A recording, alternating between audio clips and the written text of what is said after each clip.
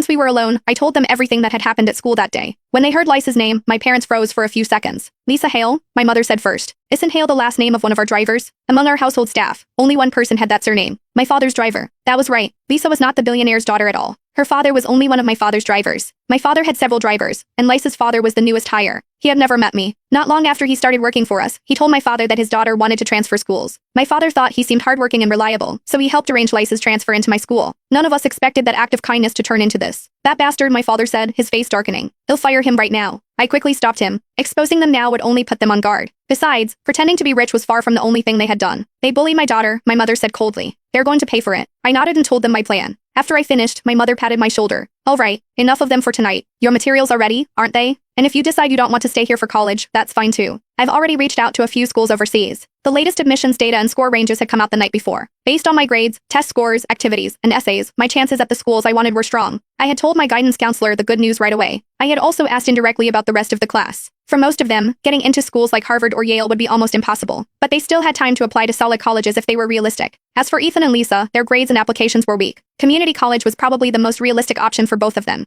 I opened my laptop, checked every application, uploaded the final materials, and submitted everything before the deadline. Then I chatted with my parents for a while and went to sleep. Early the next morning, our guidance counselor posted a long reminder in the senior class group chat. She told everyone to double-check their Common App accounts, submit their backup schools, and make sure they did not miss any deadlines. If they missed this round, they would either have to settle for schools with rolling admissions, go to community college, or wait another year to apply. No one replied in that group, but in another group chat without teachers or counselors, they were all mocking her for being rigid and old-fashioned. They said they did not need backup schools. Lisa would handle everything. A while later, Lisa posted a photo from an overseas resort. I'm abroad right now. Don't worry, everyone. I already talked to my dad. Just wait for your offers. The group chat exploded again. Everyone rushed to flatter her. I looked at the screen for a moment, then quietly left the chat. My applications were already submitted. My flight was booked. I was going overseas for a vacation. The application deadline arrived soon after. I was asleep in my hotel room when my mother called. Sweetheart, the deadline is tonight. Log in and check every application again. Don't let anything go wrong. I saw a story yesterday about a student whose college list was changed by a relative at the last minute. Just check yours one more time. I had never told anyone my username or password, so I thought it should be impossible for anyone to get into my account. Still, to be safe, I took out my laptop. But the moment I logged in, I froze. One of my top minus choice applications, the one I had already submitted, had somehow been withdrawn. In its place, someone had added a tiny for-profit college I had never even heard of. My heart nearly stopped. I silently thanked my mother over and over. I immediately restored the application, confirmed the submission status, and checked every document, every essay, and every school on my list. Then I called my parents. They were shocked too, but they quickly calmed down and told me to change my password, secure my email, and enable -factor authentication on every account. A while later, my father sent me an IP address. The moment I saw it, I understood. It really was that bastard Ethan. He had tried to drag me down with him. Most of my old passwords were connected to my birthday. He must have guessed one of them and used it to get into my application account. Thank God my mother had reminded me in time. Even though I was overseas, I wanted to fly back immediately and